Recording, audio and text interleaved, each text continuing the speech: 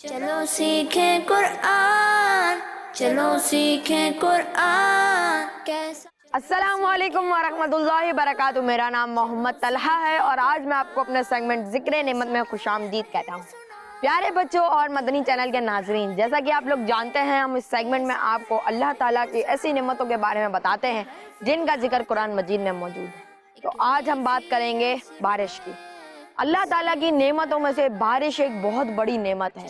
اللہ تعالیٰ نے بارش کو اپنے بندوں کے لیے ایک خاص رحمت بنا کر بھیجا ہے۔ اس نعمت میں اللہ تعالیٰ نے خاص شفا رکھی ہے اور زمین پر اگنے والے اناج، پھول، پودے، چرند پرند، پھلوں کے لیے بارش بہت زیادہ ضروری ہے۔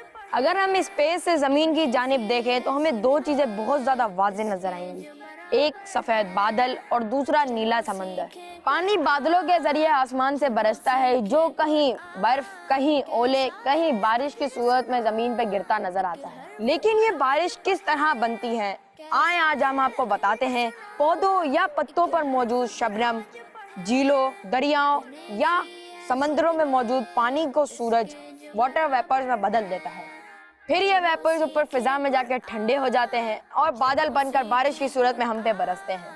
تو بچوں، کیا آپ کو پتا ہے ہمارے سولر سسٹم میں موجود باقی پلینٹس پر بھی بارش ہوتی ہے، لیکن زمین پر ہونے والی بارش سے بہت زیادہ مختلف ہوتی ہے۔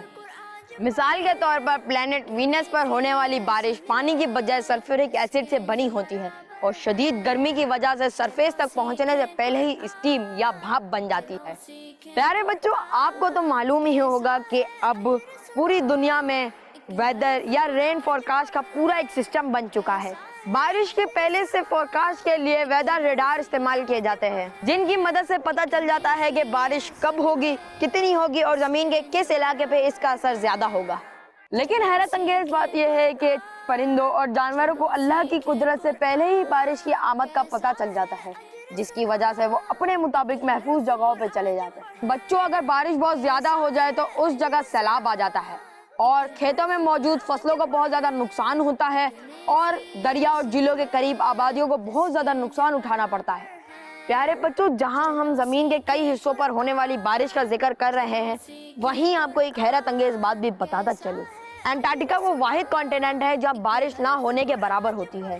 پیارے بچوں، میں آپ کو بتاتا چلوں کہ بارش کا پانی زمین پہ گرنے کے بعد کئی مفید کاموں میں استعمال کیا جا سکتا ہے۔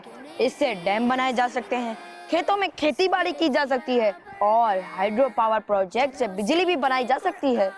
بچوں، بارش اللہ پاک کی اتنی بڑی نعمت ہے کہ اس کے کئی فائدوں کے علاوہ یہ زمین کا ٹیمپریچر بھی بیلنس رکھتی ہے۔ کیا آپ کو پتا ہے بارش کم ہو یا نہ ہو تو ساری دنیا گلوبل وارمنگ کا شکار ہو جائے گی۔ اس کے ساتھ پرندوں اور جانوروں کی زندگیاں خطرے میں پڑ جائیں گی اور زمین کا ٹیمپریچر بہت زیادہ بڑھ جائے گا۔ دیکھا بچوں، بارش اللہ پاک کی کتنی بڑی نعمت ہے۔ اسی کے ساتھ مجھے طلحہ کو اجازت دیجیے۔ السلام علیکم ورحمۃ اللہ وبرکاتہ۔